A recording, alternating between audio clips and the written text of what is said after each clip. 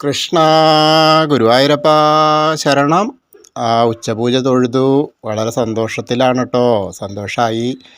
ഇന്ന് ഉച്ചപൂജ ഉണ്ടായിരുന്നത് മേൽശാന്തിയാണ്. മേൽശാന്തി പള്ളിശ്ശേരി മധുസൂദനൻ നമ്പൂതിരിയാണ്. കളഭാലങ്കാരം ഉണ്ടായത് അനീഷോദിക്കനാണ്, കക്കാട് അനീഷോദിക്കൻ.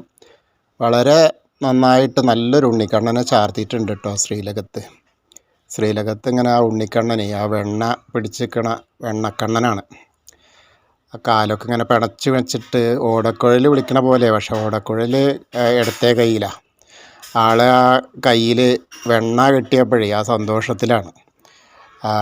കഴിക്കാനുള്ള വെണ്ണ കിട്ടിയല്ലോ ഇനി സന്തോഷമായിട്ട് ആ ചിരിയൊക്കെ ഉണ്ട് മുഖത്ത്. ആ ഒരു പുഞ്ചിരിച്ച ഭാവത്തോടു കൂടിയാണ് നമ്മളെ നോക്കി നിൽക്കുന്നത് ഭഗവാൻ ശ്രീലകത്ത്.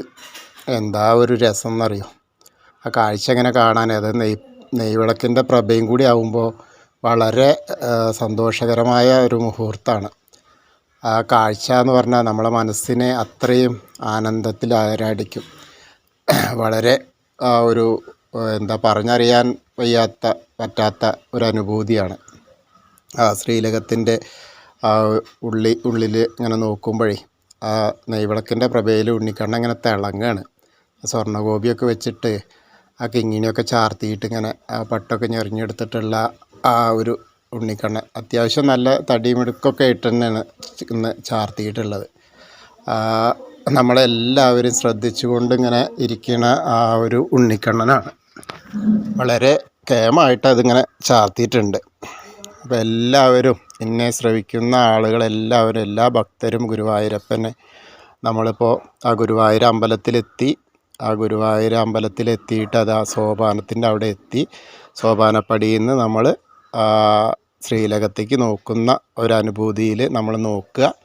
അപ്പോൾ അവിടെ നോക്കുമ്പോൾ ശ്രീലകത്ത് നമ്മളെ എല്ലാവരും പ്രതീക്ഷിച്ചുകൊണ്ട് നിൽക്കുന്ന ആ വെണ്ണക്കണ്ണനായ ഉണ്ണിക്കണ്ണൻ നമ്മളെ കാത്തിരിക്കുകയാണ്. വരൂ ഞങ്ങളെ ഭക്തരിങ്ങോട്ട് വരൂ, കാണട്ടെ, എല്ലാവരും ഒന്ന് കാണട്ടെ എന്ന് പറയുന്ന പോലെ. അപ്പോൾ നമ്മളെ മാത്രം നോക്കി നിൽക്കുന്ന ആ ഉണ്ണിക്കണ്ണൻ്റെ അടുത്ത് നമ്മളെ കണ്ട് കാര്യങ്ങളൊക്കെ പറയുക. ആ കാര്യങ്ങളൊക്കെ പറയുമ്പോൾ വളരെ നമ്മളെ മനസ്സിലെ ഭാരങ്ങളെല്ലാം ആ തൃപ്പടിയിൽ അങ്ങോട്ട് ഇറക്കി വയ്ക്കുക. അപ്പോൾ നമ്മളെ വിഷമങ്ങളും സന്തോഷങ്ങളും സന്താപങ്ങളും ഒക്കെ അവിടെ ഇങ്ങോട്ട് ഇറക്കി വയ്ക്കുമ്പോൾ നമ്മളെ മനസ്സ് പരിശുദ്ധമാവും. അപ്പോൾ ബാക്കിയെല്ലാം ആ ഗുരുവായൂരപ്പൻ, ആ നാരായണൻ, ആ ഉണ്ണിക്കണ്ണൻ നമ്മളെ കാത്തോളും. അദ്ദേഹം അതിന് വേണ്ട എല്ലാ കാര്യങ്ങളും ചെയ്തു തരും. അങ്ങനെ മാത്രം വിശ്വസിക്കുക, ആ ഗുരുവായൂരപ്പനിൽ മാത്രം വിശ്വസിക്കുക. അപ്പോൾ എല്ലാവരും അദ്ദേഹം അകമറിഞ്ഞ് തന്നെ സഹായിക്കും.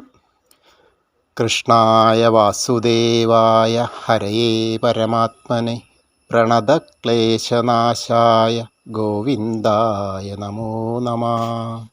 ഹരേ കൃഷ്ണ.